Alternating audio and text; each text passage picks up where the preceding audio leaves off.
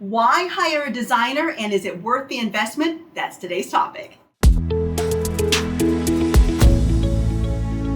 Hi, I'm Michelle Carolla. Welcome back to Living a Midwest Life. I'm a realtor here in Madison, Wisconsin with the Sprinkman Real Estate Group, but today I get to talk to the designers for the Sprinkman Design Collective. I am here with Tyler Sweere and Meagan Bumgarner. They are designers with Sprinkman, and I am so excited because this is like one of my personal favorites, and I know you guys love to talk about design. First off, it's so much fun, right? It's much fun. So beautiful. You're just constantly surrounded by beauty all day. But, okay, let's just be honest. With all of the shows that are out there, right?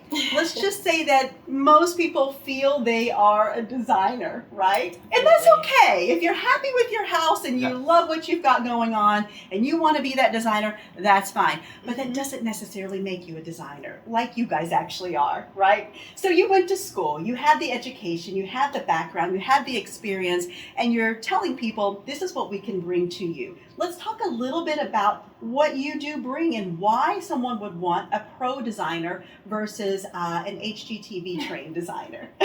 Definitely, and nothing against the HGTV trained designers, but we like to apply everything that we've went through schooling for, the education, the reasoning behind materials, and why we're selecting things. So we really bring all the value to you, so you're not wasting time selecting countertops, backsplashes that you aren't sure about, and then you put it together and you still don't like it. And we try to bring in a cohesive feel to the house that we're not focused on trends, we really try to make it timeless so that it's everlasting. And that's sort of like a key when you are working with a pro designer. You're going to know the history of design and what was and what is now and how to really blend. Because like right now we're in this just moment of beautiful blending, right? You're seeing elements from the turn of the 19s into the 30s, and then you're seeing elements of mid-century. Then all of a sudden you have farmhouse trends mixed in. Yes. It's just like a big mirage of things. Yes. So that can go wrong really fast, can't it? Yes. Yes, it can. Yeah, and that's a huge thing, whether you are buying a new home or if you are building a new home. There are so many things that we try and factor into that when we're creating a design for you, whether you're just going to start with your first floor or if you're going to do the second floor or a bathroom. It's always thinking about the future and what your budget allows. So that is another thing that we always like to focus on. A lot of people think designers just want to spend all of your money, and that's not true. We love to fit in your budget because it's the reality. People have budgets, so we want to make sure that we're fitting within that, giving you a timeless, beautiful design that you love, but also doesn't break your bank. Right. And then, let's just, think about that as well. Talk about the investment even more so, because maybe you're thinking, oh, I could never hire a designer. That's just for people of wealthy means, and my home doesn't really need all of that. But that's just not the case, is it? You can start from A and go all the way to Z, right? 100%. Right. And that's the thing too. So we work with a bunch of different vendors that are at wide variety of price points. So that's a great thing with working with a designer because we have those connections. We have designer specific or trade specific vendors who give us good deals. So that's a great thing about us is we allow you to have that discount, and it's in end giving you something that is not allowed for everyone, or I shouldn't say allowed for everyone, but available yes, for everyone. Exactly. Yeah, available. we have unlimited access to all sorts of furniture designs that the public can't have. That's one of the benefits of working with a licensed interior designer. Yeah, absolutely. Yeah. And if like I, for example, wanted to go to maybe the design markets or something, I don't have the ability to go into those because I'm not a licensed, professional in that world. So they have access, you have knowledge, and they have the ability to sort of, like you said, take these different elements. You can walk into a space and see it already, right?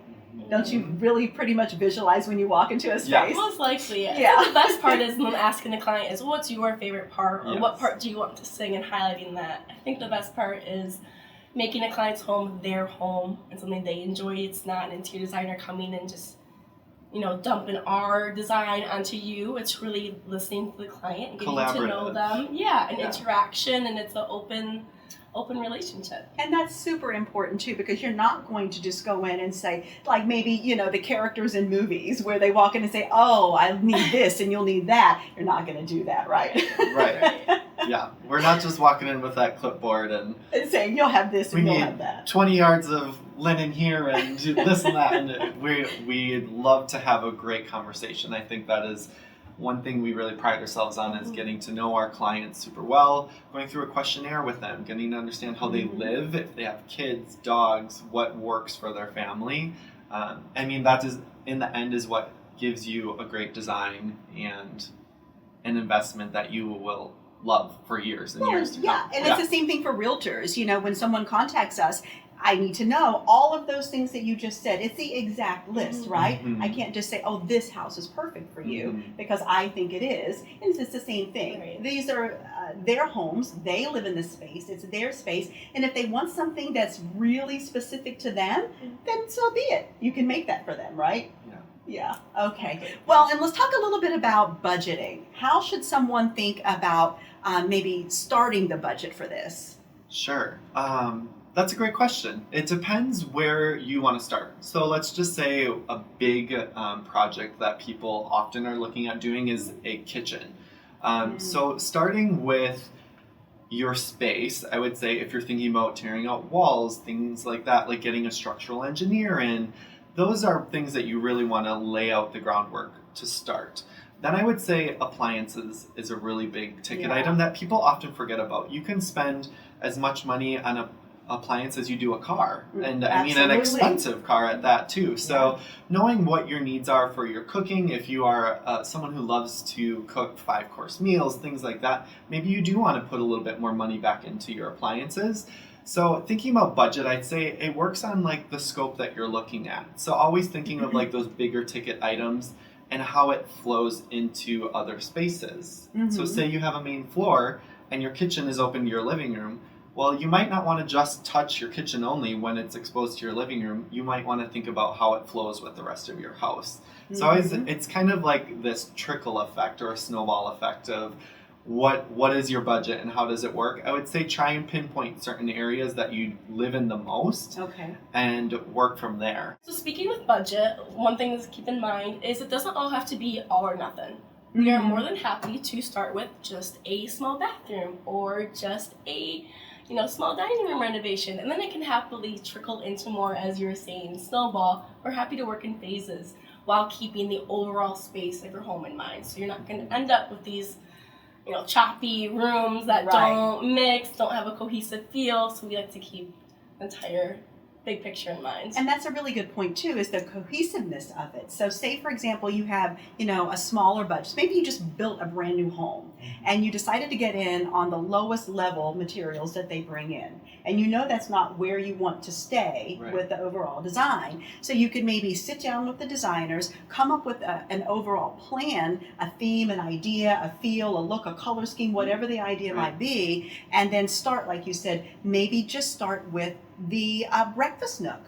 And though, that you have this long-term plan, you can phase it out over a certain number of months, but at the end, it won't be choppy. It will all flow beautifully, just like when you started with the breakfast nook, right? Right. Exactly. And even thinking about it, it doesn't even have to be necessarily a room that you start with. Maybe you start with lighting or hardware.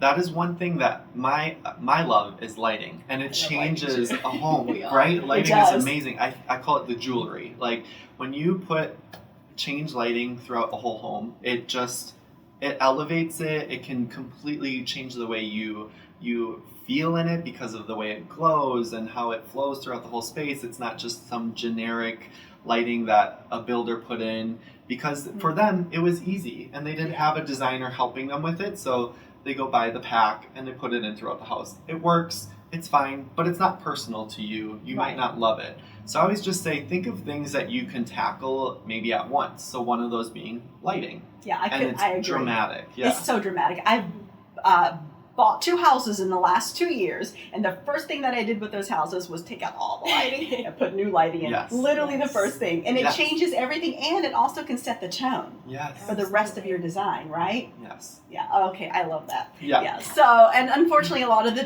times the builder lighting packages aren't, as elevated as one would like. Right, they're just very generic, Yeah. and that's where we try to really separate ourselves. Is we'll focus on what needs do you need for lighting. Do you need task That's lighting, true. ambient lighting? Do you like colder or warmer lighting? So we try to really read into all those.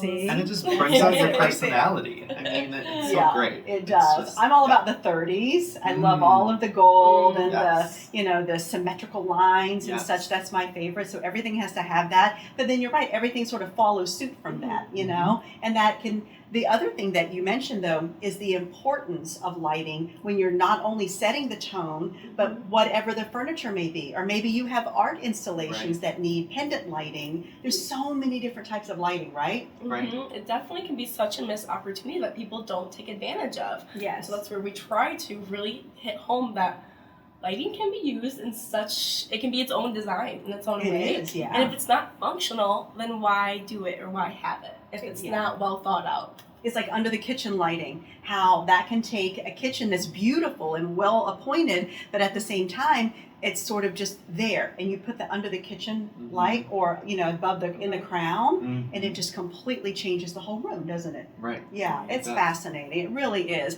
But don't let all of this scare you. Literally, it does sound like a lot because it can be a lot. But that's why you would turn to a professional, because for you, it's not a lot. It's just what you do. It's what you know, and you can impart that wisdom to your clients, right? Right. Right. Okay. Yeah, let us alleviate your stress. Exactly. And it can be a lot more fun that way too, because you're not out in the stores that maybe, you see these things on all of the shows that we all watch, right? And you think, well, where do they even buy that? Where do they get that from? I've Right. never seen that in the stores that I go in. Right. And you're not going to see that in the stores that you go in. And you know those stores and you know where to capture that material, right? Exactly. Okay. Yeah. So like I was saying before, we have so many vendors that we have relationships with, which is so great because say someone loves mid-century, like we've talked about, we have great vendor sources there. Or someone really loves more natural elements or like a boho look. We have a vendor for that. There's just so many different outlets that we have, and we try and keep those vendor relationships really strong. We have reps coming in all the time who are giving us updated materials and lookbooks and things like that. So we're always trying to stay on top of the trends and the new things. And trends might be a taboo word, but it's part of design. So it's trying to stay on top of what's looking the best so we can give our clients what is out there and what is the best. So well said. Absolutely. So don't let all of this overwhelm you. Really, the easiest thing to do is just to speak with the design team and let them do a consultation. How does that work? Definitely, yeah. We're more than happy to start with a phone call. Give us any information, any questions you may have. We'll start out with your overall scope, anything that you have in mind that you definitely want to start with, or just if you want to know how we work in general. We're happy to have a phone call and chat about that. And from there, we'll schedule a design consult and come to your home, see the space, really get our eyes on it, and from there, magic. Magic. I was actually going to say, and it's the magic of design, really. And it really is, right? You can take, I have in my office, I used a blush, right? Because I love that whole rose blush concept. Yes. My son, which I think is phenomenal, then I used a dark mauve as an accent, and then I had mid-century gold, right? My son says, why do you have a pink room? It's all about perspective, right? It really is. It really is. And that's where it comes down to the personality of the homeowner and the space that you live in and how you live in it. And they really can pull that together through the interview process and through really understanding what you want and then knowing how to make it happen. Yeah. It's all the collaboration. Design is subjective, so it's something that isn't tripping your trigger. We're happy to rework it and make it work for you. Perfect. Well, thank you so much. It's so fun having you on the channel. I know we'll have you back. So there will be another video coming up from them on staging a home. So if you are maybe a builder or if you are getting ready to sell your home and you really have no idea what to do with the 30 years of accumulated stuff in your house, they really can help with that. So that'll that'll be our video coming up in a week or so, so make sure you tune in for that. But for now, thank you guys so much. We'll see you again next time. I appreciate all of you watching. I'm Michelle Carolla with Living a Midwest Life and Sprinkman Real Estate Group. We'll see you here next time.